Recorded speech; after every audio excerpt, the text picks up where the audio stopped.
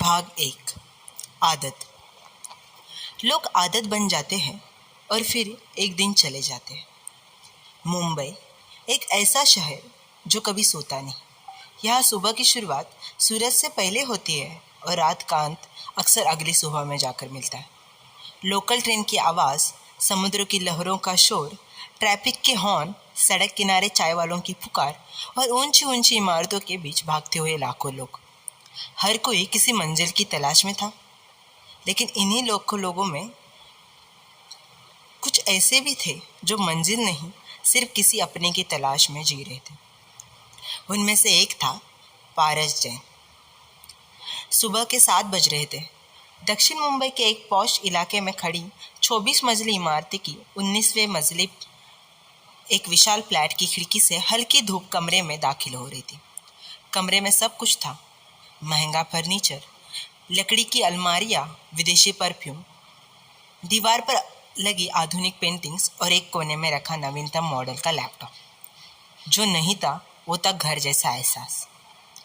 कमरे के बीचों बीच रखे बिस्तर पर कोई लेटा हुआ था। उसका चेहरा तकिए में आधा छिपा हुआ था। काले हल्के बिखरे बाल माथे पर गिर रहे थे।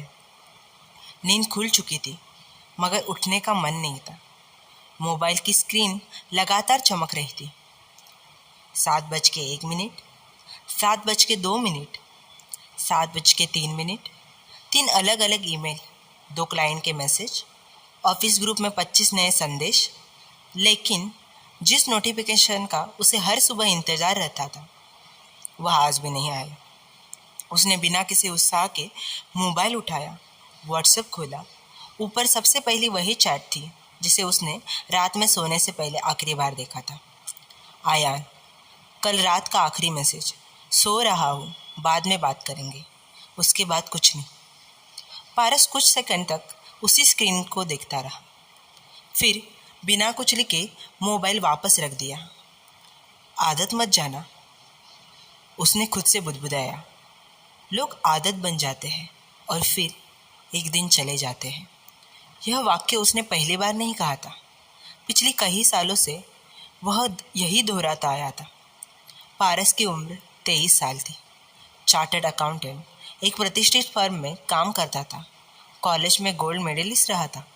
पैसे की कभी कमी नहीं देखी। उसके पिता शहर के बड़े बिजनेसमैन थे। माँ अपनी अलग कंपनी चलाती थी। दोनों सफल थे, इतने सफल कि शादी बचाने का समय कभी नहीं निकाल पाए। जब पारस 10 साल का था, तब उसके घर में लड़ाइयाँ शुरू हुई थी। पहले बंद कमरे में होती थी, फिर ड्राइंग रूम तक आने लगी, फिर नौकरों के सामने, फिर रिश्तेदारों के सामने और एक दिन कोर्ट के सामने। उस दिन जज ने सिर्फ 2 लोगों का रिश्ता ख़त्म नहीं किया था, एक बच्चे का घर भी ख़त्म कर दिया था। तलाक के बाद फैसला हुआ, पारस पिता के साथ रहेगा। माँ हर रविवार मिलने आएंगी। पहले 2 महीने तक सब ठीक चला, फिर माँ हर दूसरे रविवार आने लगी। फिर महीने में एक बार, फिर सिर्फ जन्मदिन, फिर सिर्फ बैंक ट्रांसफ़र, महंगे गिफ्ट और एक छोटा सा मैसेज, टेक केयर बेटा। पारस ने कभी जवाब नहीं दिया। उसे पैसों की नहीं, माँ की ज़रूरत थी। उसके पिता भी बुरे इंसान नहीं थे।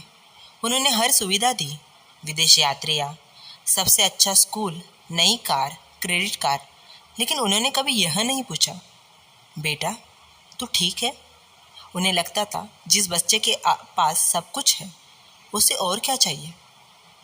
उन्हें नहीं पता था सब कुछ होने और किसी का अपना होने में बहुत फ़र्क होता है। धीरे धीरे पारस ने रोना बंद कर दिया, फिर शिकायत करना बंद कर दिया, फिर उम्मीद करना भी छोड़ दिया। वह पढ़ाई में डूब गया। लोग कहते थे पारस बहुत समझदार है। असलियत यही भी थी, वह सिर्फ जल्दी बड़ा हो गया था। ऑफिस में उसकी अलग पहचान थी, समय का पक्का, काम में परफेक्ट, गलती बिल्कुल बर्दाश्त नहीं। अगर किसी ने फाइल गलत बनाई तो सबसे पहले उसकी आवाज़ पूरे फ्लोर पे सुनाई देती। अगर बैलेंस शीट समझ नहीं आती तो सीखो, अंदाजे से काम मत करो। लोग उससे डरते थे। कुछ उसे घमंडी कहते, कुछ अकड़ू, कुछ कहते यार इसके चेहरे पर कभी मुस्कान आती भी है? उन्हें क्या पता, कुछ लोग हंसना भूलते नहीं, बस किसी के सामने हंसना छोड़ देते हैं। ऑफिस से लौटने के बाद उसकी ज़िंदगी और भी शांत हो जाती। फ्लैट का दरवाज़ा खुलता, अंदर सिर्फ सन्नाटा उसका इंतज़ार करता। वह बैग सोफे पर रखता, शर्ट बदलता, अपने लिए काफ़ी बनाता और फिर बालकनी में जाकर लगभग आधे घंटे तक समुद्र को देखता रहता। लहरें आती थी, टकराती थी, वापस चले जाती थी। उसे हमेशा लगता, रिश्ते भी शायद ऐसे ही होते हैं, आते हैं, कुछ देर साथ रहते हैं और फिर लौट जाते हैं। उसकी ज़िंदगी दोस्त नाम की चीज़ लगभग नहीं थी। कॉलेज में लोग उससे बात करते थे, लेकिन वह कभी किसी के बहुत करीब नहीं गया। उसे डर लगता था। डर इस बात का नहीं कि सामने वाला उसे छोड़ देगा, डर इस बात का कि अगर वह किसी का आदी हो गया तो उसके जाने के बाद वह खुद को कैसे संभालेगा। शाम को ऑफिस से लौटते वक्त उसने फिर एक बार मोबाइल निकाला, व्हाट्सएप खोला। जब भी आयान का कोई मैसेज नहीं था।